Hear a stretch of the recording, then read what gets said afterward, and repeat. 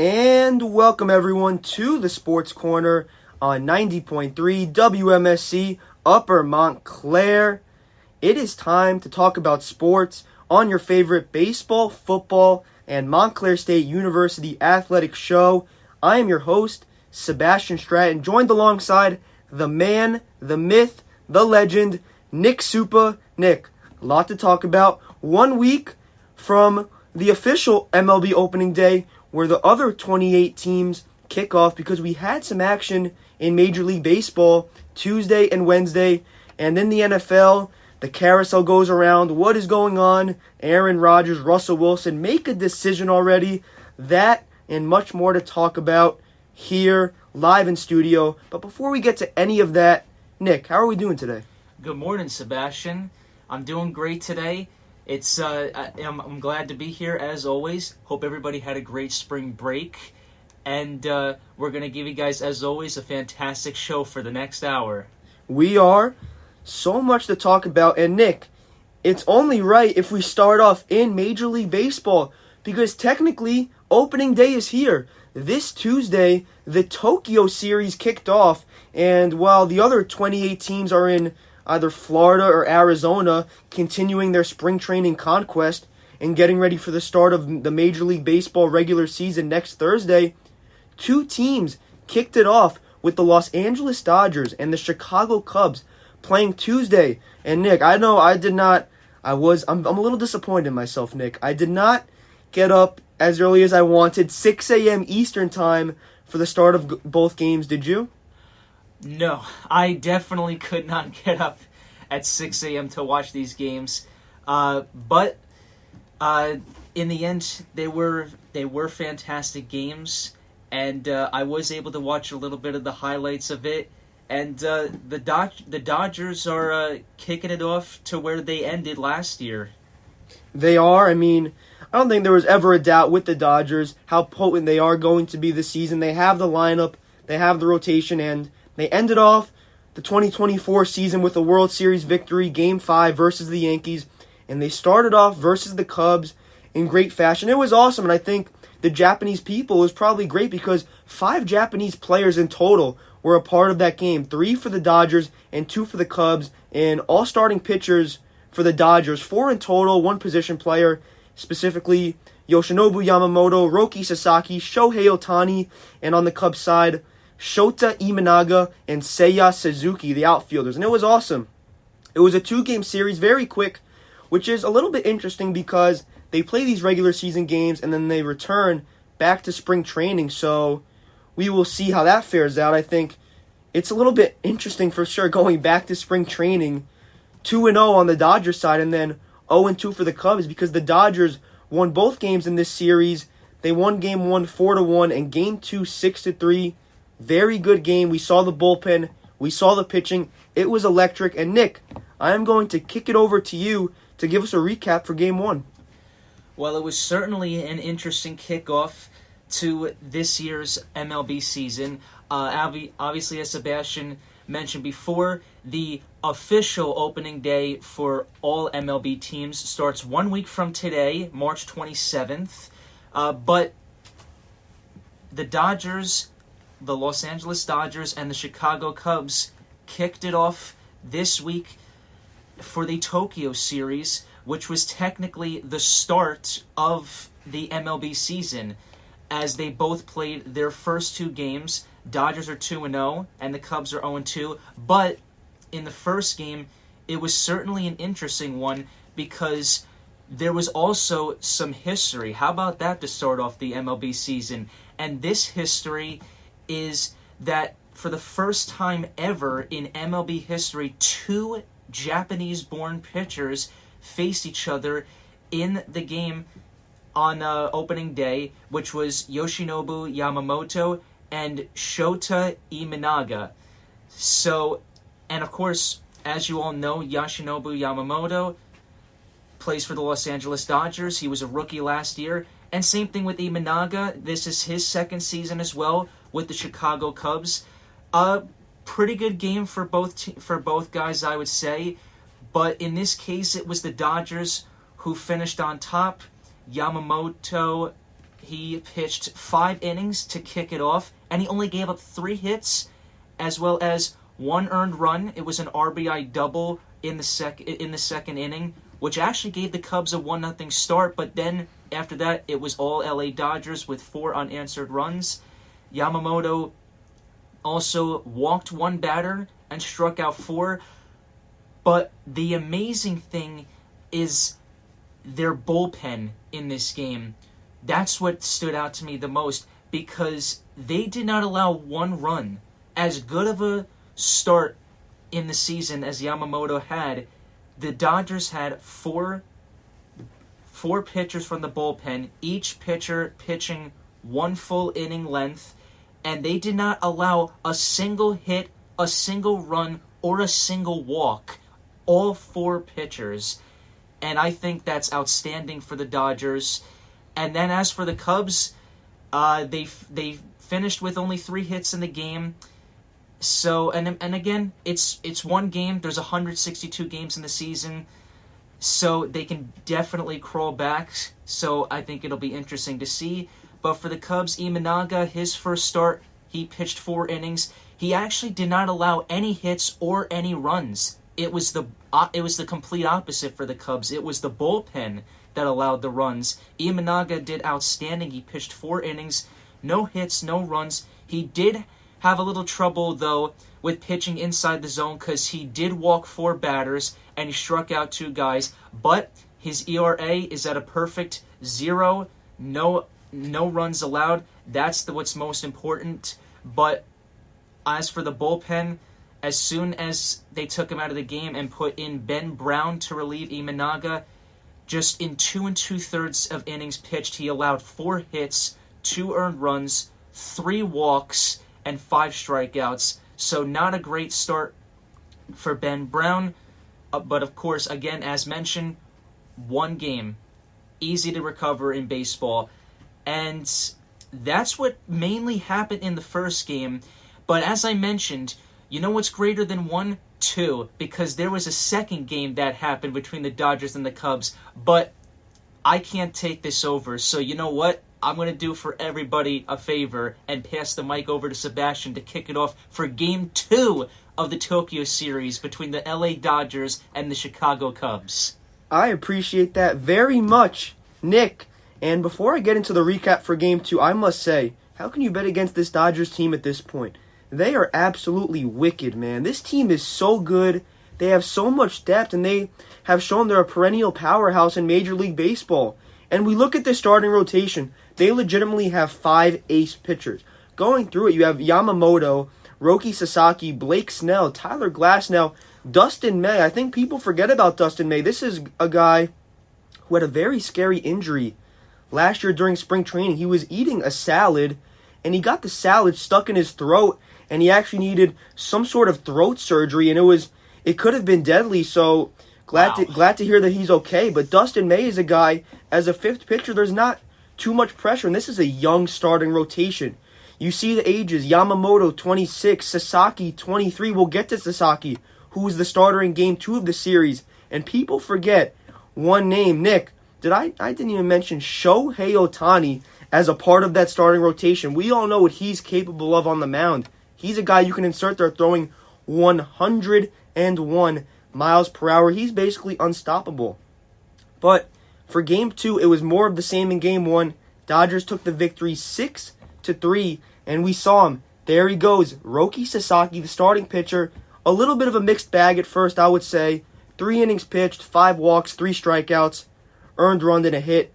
But what I love from Sasaki, and we know that, he's getting comfortable. Obviously, the competition in Japan is good, but he has to get used to Major League Baseball because these are the best of the best players, and you come to America in this game, it wasn't Japan, so I bet it was a little bit more of a comfortable feeling being around the place that he grew up playing baseball. His first 3 pitches, ready for this, Nick?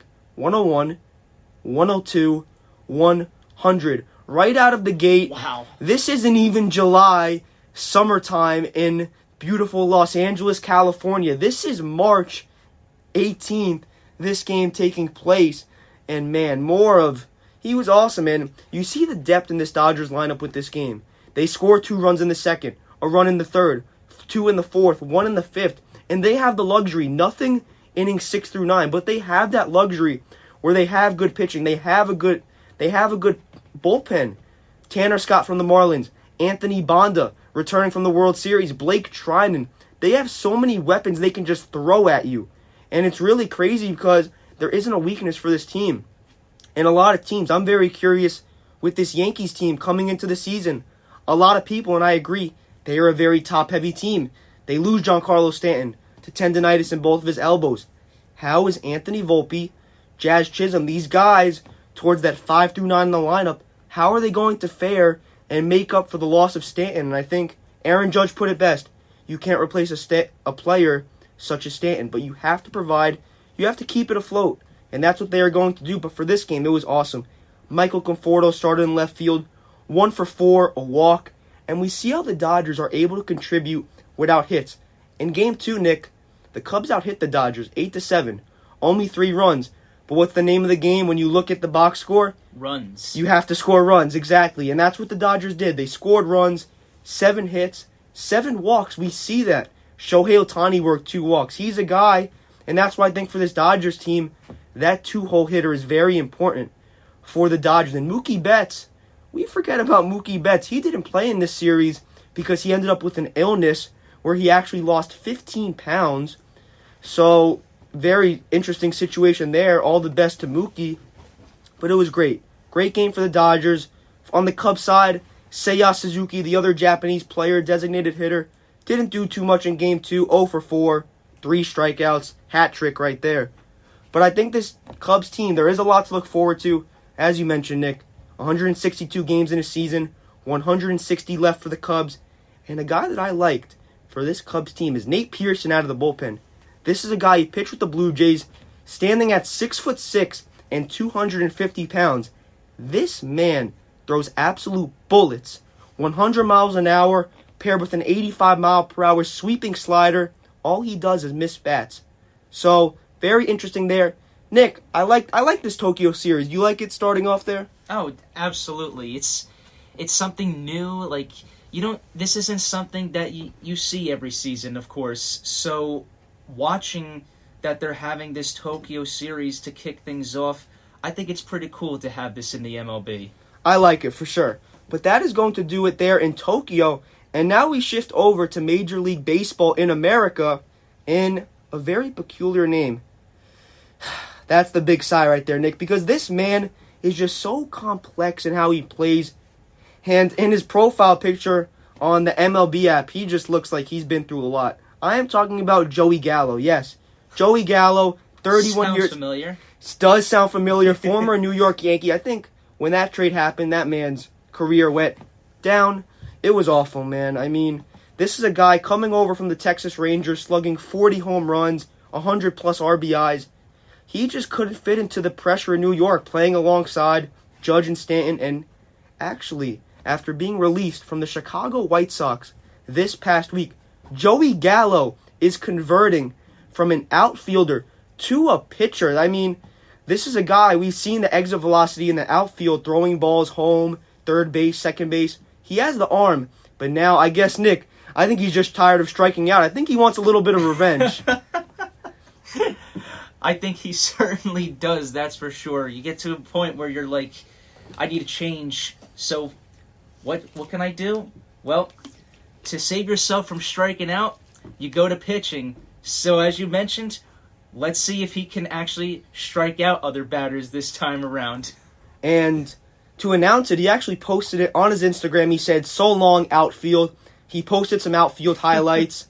And then in his last post, he put a picture of himself throwing a bullpen. I don't know when that took place, but I think that if he gets, I think he can be pretty solid. This is a guy throwing 100 miles per hour plus from the outfield. He has the arm. Now, here's the thing. He did pitch in high school. He was actually the ace of his staff his senior year of high school in Nevada. He was actually a very good pitcher, but now here's the thing. Because you can throw 100 miles per hour and not be good, Nick. We know that. You need off speed. Oh, yeah. These are major league hitters. They know how to hit the fastball. That's everyone's bread and butter pitch. You go out there, you slug it. So the main question with Gallo, he throws righty. He bats lefty. That won't be a factor anymore because we know how he does with the stick. He's struggled to say the least. It's been awful. With Washington, this was his last stint in the MLB. A 161 average, 102 strikeouts. Nick, in 2021, ready for this? I'm ready. 213 strikeouts, Oh, the most my in Major God. League Baseball by 50 strikeouts. In total in his career, 1,292 strikeouts, 8 away from that 1,300 mark. So I think it's only right from Gallo. I bet he could have had the option to retire at 31 years of age. I think he doesn't want to go down like this because he was known as a bust, and I feel bad for the man because this is a guy, when he played for the Yankees, he received death threats. The poor guy, he was struggling mightily. He wasn't hitting. He was making errors in the outfield. So very unfortunate to say the least. Nick, do we think Gallo can do this?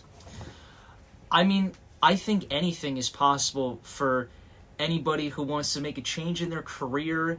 Like Joey Gallo, he's been in the league for 10 seasons now, and while he has always been a home run hitter, he's always it's a fact. He's always been known as a strikeout artist, and I think he just got to a point where he's done. He wants a change, and he feels that going back to his time as a pitcher, as you mentioned when he was in high school. Yeah, I mean, if he has the velocity, which I think he does, as you mentioned, he has a strong arm from the outfield, so I think from that, he definitely can throw pitches in high 90s to 100, but you can't throw 50 pitches and throw 50 fastballs. Like, you have to have different movements of the ball, like curveball, changeup, splitter. Like you have to know how to control the ball with your pitching. So if Gallo can get that back up to speed again, and he can get that narrowed down with his grip and the way he can have like movement on the ball, I think there is a possibility that he could. But again, we just have to wait and see. Only time will tell if this is going to work for Joey Gallo. And I don't think you can compare it to a Clay Holmes situation where you're transitioning from the bullpen to a starter, because Clay Holmes has pitched before. This is a guy in Gallo, 31 years of age. He hasn't pitched since he was 18 years old. And it hurts because this is a guy, I was rooting for the man. When he got traded to the Yankees in the 2021 trade deadline, I was rooting for him. He was the Nevada Gatorade Baseball Player of the Year and a high school All-American. He was so good, and then here he goes now. He struggles mightily, and now he goes to a situation. He has to learn to be a pitcher. Nick, imagine if he comes back to the Yankees and is this stud pitcher that you can just insert as your sixth inning guy. How crazy would that be? That would be a surreal moment, I think, for all Yankee fans, because as we mentioned, Yankee fans were not too thrilled with Joey Gallo's time with the Yankees, as you mentioned, as they sent him death threats, which is horrible, of course. But hey, if this guy can somehow pull through and become a pretty good top-notch pitcher, that would be amazing. I mean, for me, I don't see it happening that way for him. I mean, I can see him becoming like a decent pitcher, but if he can, as you mentioned, Sebastian, become a top pitcher, that would be an amazing twist of a story for this man. I can picture it. He comes back to the Yankees, right? He's dominant, and then he gets a statue outside of Yankee Stadium for closing out the World Series versus the Dodgers for revenge. Very interesting story for sure. Joey Gallo, we wish you all the best. Great player, great person, but unfortunate ending to his time as a hitter and an outfielder. But Nick, we are going to stay on the pitching side of things because we have a man that we have to talk about. Wow, that's all I can say. Jurrangelo Cijntje. 21-year-old. Not a righty, not a lefty. Nick, this guy is a pitcher, but if he's not a righty and not a lefty, what could he be? Well, I guess I would have to take a hard guess and say that this is a rarity of a pitcher and that he is ambidextrous. He is, in fact, ambidextrous. The 21-year-old from Mississippi State, drafted in the first round, 15th overall by the Seattle Mariners in last year's draft. This, I think, I'm trying to think. Going back, I think this may be, if it pans out, the most impressive thing in MLB history. As of now, this guy, Jurangelo Sinjay from Mississippi State, is a switch pitcher.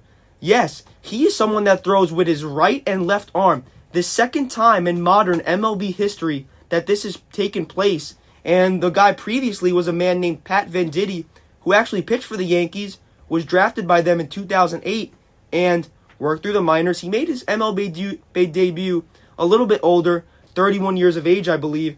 And this is someone, he made his debut with the Athletics in 2015. And Nick, a switch pitcher, 95 miles an hour from both arms. He's actually a righty naturally, but people say, scouts have said, he looks better with his left arm.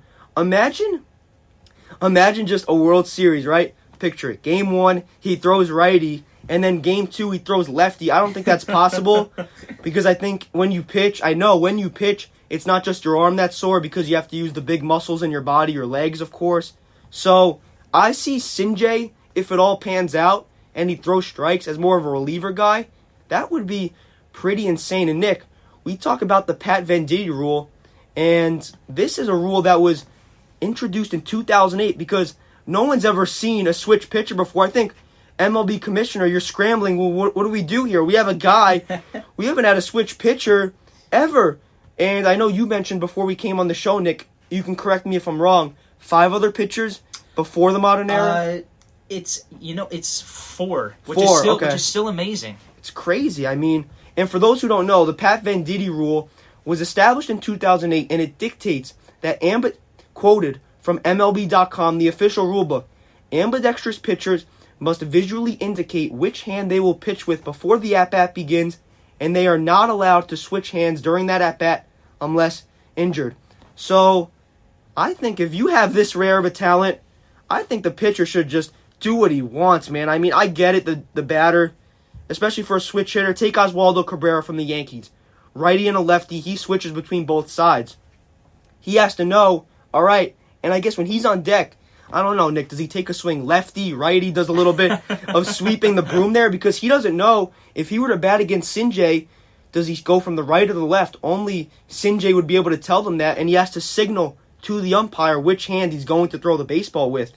I don't know. How do you feel about Mr. Sinjay, Nick? That's going to be really interesting because I don't think anybody, like at least our age, Sebastian, has seen anything like this where you have a guy coming up and pitching from both sides of the plate. I'm sure that other people have seen Pat Venditti he was pitching in the early 2000s, so I'm sure people definitely know who he is. But here comes this kid, 21 years old, my age, and he's in the MLB. I mean, that's an incredible feeling. I can't imagine that. And not to mention a rarity that pitches from the right and the left side. I was even watching his highlights, and it was so cool, but also so strange to see that because it's not common. As we mentioned, he was pitching to a left-handed batter as a righty, and then the next batter was a righty, and he pitched on the left side of the plate, and it was like, wow, that's something that you definitely don't see every day. But it's definitely a very cool moment in baseball. It's so interesting for sure because imagine Sinjay, he goes to the Mariners bullpen, righty, lefty. He can do that. He can throw a game righty and then come back the next day lefty, not as a starter because I think if you throw 90 pitches with your right arm, you're still going to be a little bit sore all around. I don't think he should be able to throw the next day. But man, Sinjay, his fastball from the right side sits in the mid-90s and tops out at 98. And he also throws a slider and a changeup as a righty. From the left side, his unnatural position, his fastball is in the low 90s, 91, 92, topping out at 95, and a sweeper that darts off the table like Chris Sale back in the day in the low 80s. And as Sinjay told MLB.com's Matt Monaghan, he's feeling very comfortable right now. He knows he can go out there, have the ability to throw pitches because he's a guy, he can do that. And he throws strikes. There's a reason he was drafted 15th overall. So very interesting to see Mr. Sinjay's development. And our last story before we take a quick break on the Sports Corner is Alex Verdugo. Nick, another perplexing man, 28 years old. He's the last out of the World Series. Started the majority of games for the Yankees in left field. He has not received a single MLB offer from any club. We are not talking about a 36th washed up player. This is Alex Verdugo, man. He was a good player. He's good in the corner, primarily left fielder. Had his worst season in the MLB last season. Lowest on base percentage at .291, a .233 average. Only 13 home runs, which is solid for a guy that doesn't need to be the guy. Nick, you can't tell me, I'm not saying he has to start, but you can't tell me he can't go to the Marlins, the White Sox, or just someone who needs outfield depth. How is Trent Grisham on the Yankees on a roster? Because I get it, Grisham's a Gold Glover, but Verdugo's a better hitter. He can be a guy off the bench, lefty bat. I think teams are giving up on Verdugo. It's definitely strange to me that nobody has signed to Alex Verdugo, and obviously, as we know, last season, his first season actually with the Yankees, it was more of a downfall year for him. I mean, he had a batting average of .233, and he wasn't hitting like he normally does with the Red Sox. He had 130 hits. 28 of them were doubles, and he had 13 home runs. And he was never always a big home run hitter, but he was a pretty good hitter with the Red Sox, especially. His best season was back in 2020 when he had a .308 average, and he had and actually that was during the COVID season, but he had other fantastic seasons as well, and he may not be the best player in the league, but he's still a pretty good hitter. It was just unfortunate that with the Yankees, it wasn't his best season, but I don't see why Alex Verdugo can't play for, whether it's he goes back to the Yankees or he plays for another organization, whether he's in the starting lineup or he's a backup. Like, I think he can definitely be a help for some kind of team in the MLB, for sure. 100%, and we are talking about a guy that was a Gold Glove finalist in 2023 with the Red Sox. Nick, you mentioned that 2020 season. You cannot sit there and tell me that a guy who hits 280 plus for 3 straight seasons from 2021 to 2023 cannot be somewhere in the lineup. I'm not trying to call out names, but how did Joey Gallo, we just mentioned him, how did he get a chance to continually strike out? I guess you see the big body, you see the outfield perception when he throws darts to third base, you see the home run power, but Verdugo doesn't have to do that for most teams because he doesn't have to be a power hitter. He didn't have to do it for the Yankees. You let the big boys do the work. The big three last year, Soto, Judge, Stanton. This year, when Stanton gets healthy, Judge, Stanton, Goldschmidt. You let them do the work. Didn't even mention Cody Bellinger in that 2-hole. So it's very perplexing. He's not washed up. He's still young, only 28. I think he can fit somewhere. He's a guy, you put him there, former second overall pick by the Dodgers. He was good with the Dodgers. He was good. In 2019, .294 average, 12 home runs, 22 doubles, 12 home runs. I mean, I like Alex Verdugo as a player, as a person. He's gritty. He's tough. So it's going to be very interesting. I don't think he gets signed with a week until the regular season next Thursday as the Yankees open up with the Brewers. But going to be very interesting for sure. But Nick, before we go to a quick break, I have to ask you a very important question. Are you ready? Yes, I'm ready. We talk about basketball a lot on this show. Today is actually the first day of March Madness. Are you getting a perfect bracket this year? You know what, Sebastian? I think this will be the first time I will be getting a bracket this year. 1 in 9.2 quintillion chance of getting a perfect bracket. Lots of games in March Madness today. Tons going on in the sports world. But we are not done here on the Sports Corner. When we get back after a quick break, Nick and I will be going through the NFL. And man, I can rant all day. I know we can. But don't go away just yet. Here on 90.3 WMSC Upper Montclair. We will be right back, and stay tuned for some National League football talk. We are back here on the Sports Corner. You are listening to 90.3 WMSC Upper Montclair. Nick, we did our MLB talk, and we have a lot to talk about in the National Football League. Nick, I'm going to hand it over to you again. We had some action with the Seattle Seahawks. They get rid of DK Metcalf. They get rid of Tyler Lockett. They get rid of Geno Smith. But they are slowly starting to rebuild in a competitive NFC West. And it seems as if they are getting the pieces to compete again. Nick, what happened last week with the Seahawks? Well, obviously, it's no secret that the Seattle Seahawks have completely cleared house last week during the free agency. And they started things off on the receiver side of things. And what did they do? They go after Cooper Kupp, wide receiver who was just released by the Los Angeles Rams after spending 8 seasons with them. He won his only Super Bowl with the Los Angeles Rams, and then it was an emotional moment for LA as they had to go ahead and say goodbye to him, and now he has moved on into Seattle to play for the Seahawks. They officially signed him on a 3-year contract worth $45 million, and this is the newest face probably that the Seahawks have gotten, as far as I know, by far the most known face that the Seahawks have added to this roster now. But I think it's going to be very interesting. Cooper Kupp, fantastic career with the Los Angeles Rams, and I think we're all excited, except for Los Angeles Rams fans, to see Cooper Kupp and what he can do with the Seattle Seahawks franchise. I think at first, just reading comments on Instagram, X, people were going after this move in a negative light. I don't understand it.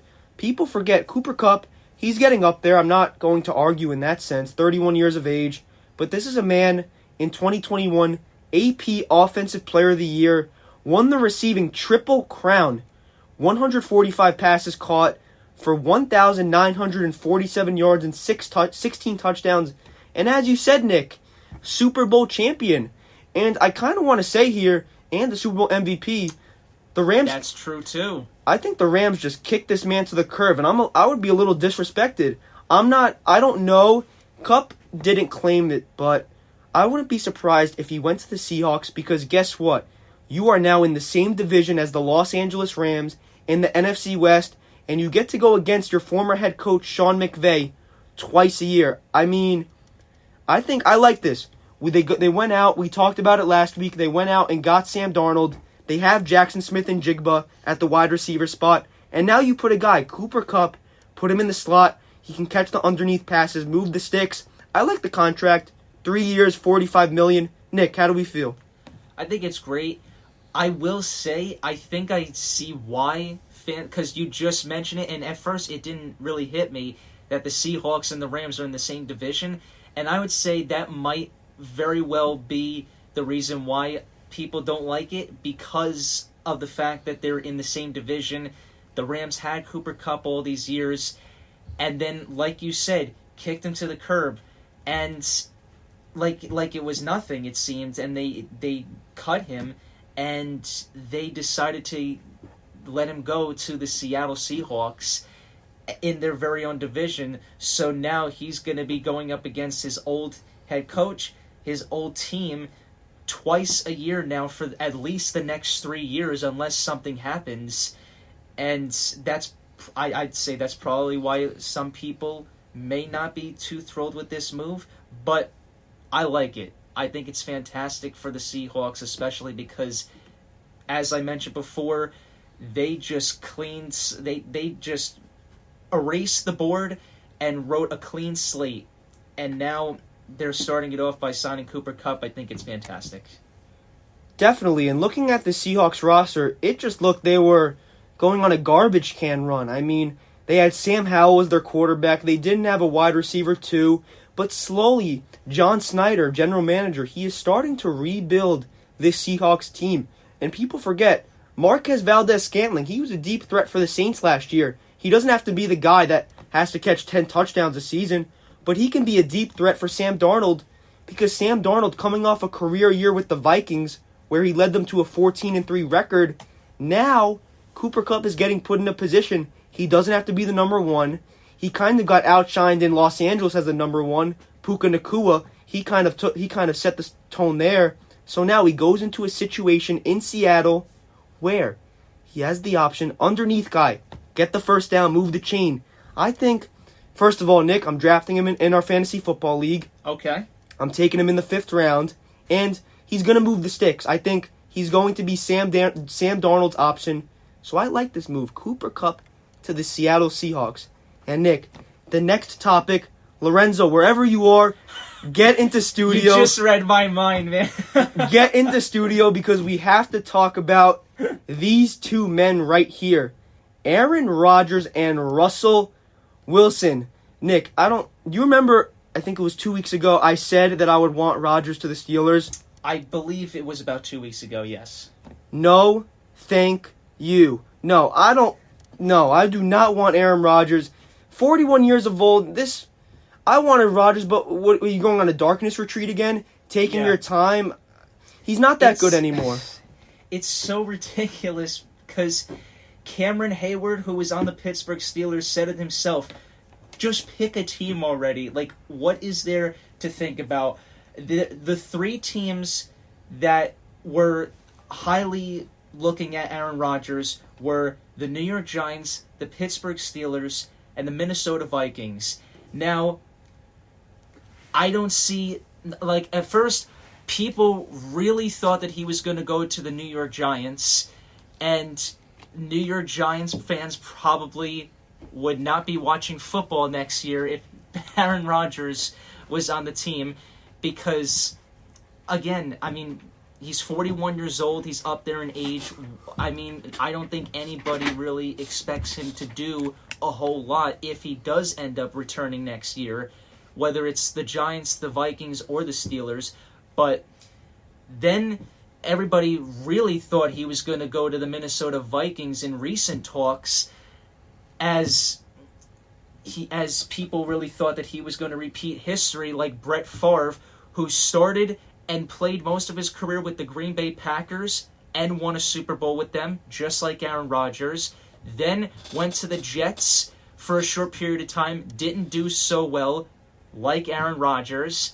And then Brett Favre finished his career with the Minnesota Vikings, and I think that's where people thought he would end up going, and I think Aaron Rodgers was thinking of pretty much going there.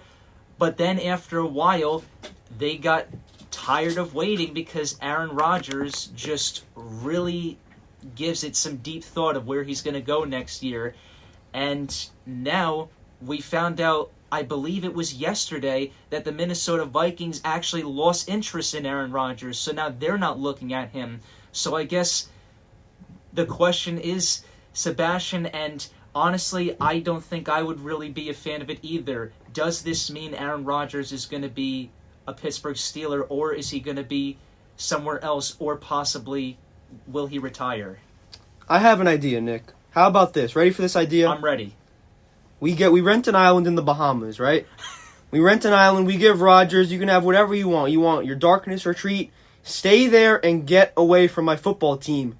I was a big fan of this, but make your decision. And now that I think about it, is Rodgers really going to take you over the top in a division with Lamar Jackson and Joe Burrow? Right. He's not going to do that. And now you have 3 options. Steelers, Giants, retirement. Pick one of the 3. Yep. I like the Vikings. They don't want him. I know Lorenzo, he would probably, I don't know what he would do. He'd be pretty upset at me because I know he was a big fan of having Sam Darnold return to the Vikings. But why would the Vikings want to repay a guy who had one good season? Don't get me wrong. Sam Darnold, he was solid. But one good season, $55 million a year, no thank you. I am perfectly fine with developing 10th overall pick J.J. McCarthy. The weapons are there. The head coach is there. Kevin O'Connell, Justin Jefferson, and Jordan Addison, Aaron Jones, T.J. Hawkinson. So, from that perspective, no. Get away. And from the Giants, unfortunately, I do think he comes to Pittsburgh because here's the thing with the Giants. You go to the Giants don't have a wide receiver too. you have Malik Neighbors, but the O-line is still a work in progress. Yep. Is 41-year-old Aaron Rodgers really going to take you over the top between Jaden Daniels and the Super Bowl defending champions, No. Jalen Hurts? No. I don't think so. These were the teams they faced off in the conference championship last year, in the Eagles and the Commanders. So, no way, goodbye, darkness retreat, I'll pay for the vacation, get out of here.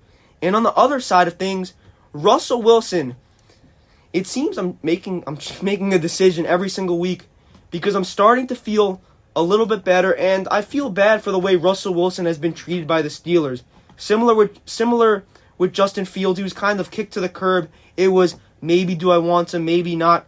But Mike Tomlin said it himself. He was kind of bittersweet about bringing Russell Wilson back because I will say this. Russell Wilson was brought in to take over the playoff drought that has doomed the Steelers since Barack Obama was president in the 2017 winter. So, Russell Wilson, he's kind of waiting for Aaron Rodgers to make a decision. I am going to predict it will be Rodgers Pittsburgh and then Russ Giants. I like Russell Wilson to the Giants. Nick, this is a guy, he doesn't take you over the top, but going under the assumption that there's a little bit of a wind gust somewhere, that a little bit of a rumor that the Giants may trade up to the number 1 overall spot and draft Miami quarterback Cam Ward, or do they stay at that number 3 spot, take Shedeur Sanders? I think Cam Ward does either go to the Titans or the Giants. It kind of hurt Drew Lock. He wanted a job. He kind of blew the tank for the Giants. Winning that last game in Week 18, it put the Giants, slid them to that number 3 spot. Browns are number 2. Nick, how do we feel about Russell Wilson? I feel bad for the guy. I definitely feel bad for him.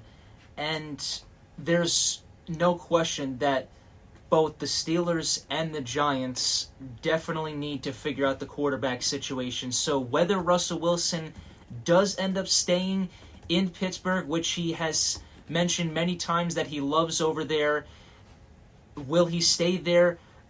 I mean, we just have to wait and see, I guess. As for the Giants, yes, they definitely just all around need to figure out the quarterback situation. And I mean, they had for a while Daniel Jones, which I think we can all agree, no one was a fan of him with the New York Giants. And now he's going off to other teams now, so I'm sure that's a relief for Daniel Jones. He was with the Minnesota Vikings towards the midpoint season of 2024. So, not sure what is next for Daniel Jones, if he's going to be competitive or not. But for the New York Giants, if Russell Wilson went, I think it would be an improvement from Daniel Jones, that's for sure. But then it would be, okay, well, look at their offensive line. I mean, you're looking at a 36-year-old Russell Wilson. If you put him behind that offensive line, and it was like last year, he's going to get sacked, he's going to get hit, and there's a chance this guy could end up getting hurt or possibly done for the year, done for his career. You just don't know. So I think that's a risk for Russell Wilson going to the Giants because of the offensive line, unless they make some major changes to it. And I don't know if they will. I mean, what do you think, Sebastian? Do you think he's a better fit coming back to Pittsburgh, or he moves to East Rutherford, New Jersey, and plays for the Giants? Maybe he could move next to you, Nick. Next to me? Hey, I mean, I wouldn't mind that. I mean, having Russell Wilson as my next door neighbor, I go outside, say hi to him every single day. Hey, a huge fan of you with the Pittsburgh Steelers, but welcome to New Jersey. He's a great guy for sure, but if we are talking about which team is the better fit between the Giants and the Steelers, it's absolutely Pittsburgh. Pittsburgh is in a win-now situation. They always go by the motto, retool, not rebuild. You keep bringing them up. The standard is the standard. I don't even like that anymore. Because what's the standard in Pittsburgh? Not winning a playoff game in 8 years? Mike Tomlin? He's overrated. I mean, congratulations, over a 500 record season. I was always a Mike Tomlin defender, but it gets to a point. You don't get any trophies for having a 500 record. Exactly. Don't get me wrong. He won a Super Bowl. He's the second youngest coach in NFL history to win a Super Bowl behind Sean McVay when he won it with the Rams. But Russell Wilson, picture this. You put him at quarterback, right? He reunites with DK Metcalf Yep. as your wide receiver 1. George Pickens, both of them are vertical threats. And I think people forget Calvin Austin playing underneath from Memphis, standing at 5'8", but this man runs a 4.3 40-yard dash. He's very quick. He's fast. So I think if you put him there in the slot running his routes and you have your vertical threats, and don't forget Pat Freiermuth over the middle, you have a pretty good Steelers offense. And Broderick Jones, the tackle from Georgia, he's going to shift over from right tackle to left tackle. Troy Fautanu, the Steelers' first-round draft pick at the tackle position in 2024, he goes to right tackle. And Zach Frazier, the Pro Bowler at center. And you retool, you sign Darius Slay, Minka Fitzpatrick, Cam Hayward, Alex Highsmith, TJ Watt. Don't get me started with TJ Watt. I like TJ Watt. But it wouldn't be that crazy for them Pittsburgh to trade him. He wants the contract extension. He's getting older. He hasn't performed well in the playoffs. Don't get me wrong. TJ Watt is a generational talent. Once again, Lorenzo, if he were here, man, he would not agree with this. But TJ Watt, if you can get the draft picks for him and really retool that defense because he wants the extension, he's seeing it. Myles Garrett just got a contract where he's getting paid $40 million a year now. So TJ Watt is going to want money in a similar price range to that. So it's a matter of does Pittsburgh pay up? Omar Khan, owner Art Rooney II? You have to go out and do it. So I like Russell Wilson coming back to Pittsburgh. It's not going to happen. Mike Tomlin is very bittersweet about it. He wants Rodgers. Everyone says, oh, Mike Tomlin's the coach. He doesn't make the decisions. Yes, he does. It was said by Steelers owner Art Rooney. Mike Tomlin is the one that comes in, makes the decision on the roster, and puts the team together. So we will see, hopefully, Nick, by next Thursday, we have some clarification as it pertains to Russell Wilson and Aaron Rodgers. We But shall see. For our last story for today, we are going to shift to the running back position and the Los Angeles Chargers in a running back that they just signed and a man that was a Pittsburgh Steeler for 4 seasons, rushed for 1,000 yards in each of those 4 seasons. Najee Harris has signed with the Los Angeles Chargers on a 1-year deal. He goes to an offense under head coach Jim Harbaugh, offensive coordinator Greg Roman, New Jersey native, shout out to Roman. But I think I like this situation for Najee Harris. I don't think he was, again, averaging 3.2 yards per carry isn't going to do it in Pittsburgh. That's why I'm so declared on not drafting a running back no matter what team you are in the first round of a draft, unless you get those generational talents such as Ashton Genty from Boise State, who's going to go in the first round this year. But now he goes to an offense that is more modernized, and I'll discredit Pittsburgh. Pittsburgh likes to go run, pass, punt. That's the motto in Pittsburgh. You need to throw over the middle. You need to have a good run game and play action passing. And he goes under quarterback Justin Herbert, Ladd McConkey at wide receiver. They signed Mike Williams, Quinton Johnston, and then Hayden Hurst at tight end, who had his moments there. So now you go to a position, Najee Harris, in this offense. I think this is a good prove-it year for Najee Harris, Nick. What do you think? I definitely think this is a great fit for Najee Harris. Granted, it will be odd as a Steelers fan going into next year not seeing Najee Harris in the backfield. But for Harris, I think this is definitely going to be a better offense that he will be sitting behind in the LA Chargers, because you got a quarterback like Justin Herbert who's young generational talent, and they definitely have a better offensive line than the Pittsburgh Steelers. So I think he'll definitely have better opportunities to find the holes, to get through and make a great running play. And of course he did that too in Pittsburgh. Every once in a while when he would find a hole, he was hard to get down once in a while. Like, there would be times where the guy would carry 4 players on his back and he would keep going for an additional 3+ yards. So there's no doubt he was a very strong running back even with the Steelers, but with the Chargers I think he'll definitely have more success as far as more running plays in the backfield and more rushing yards per game, per carry. So great fit for Najee Harris. It's going to be very interesting to see what he'll do in an LA Chargers uniform. Nick, you mentioned that O-line. I love how general manager Joe Hortis is rebuilding this offensive line. People forget they have Rashawn Slater there. He's a guy at left tackle. He's shown a presence. This is a young offensive line. And what did the Chargers do just a few weeks ago? Last week, I believe, they went out there and signed Super Bowl champion right guard Mekhi Becton. This is a guy, he was very good. He was a staple of that Eagles offensive line. And I think we are going to see in the future a lot of teams mimic how Howie Roseman, general manager of the Philadelphia Eagles, built his team. Good quarterback that plays in a good system, good running game, 2 good wide receivers, and a tight end that can be your first round move the chain guy. And I think we're starting to see this in Pittsburgh, minus the quarterback, which of course is the most important position in football. So it's going to be very interesting there for sure. But that is going to do it here on the Sports Corner with some MLB and NFL talk. I am Sebastian Stratton, joined alongside Nick Suppa. You are listening to 90.3 WMSE Upper Montclair.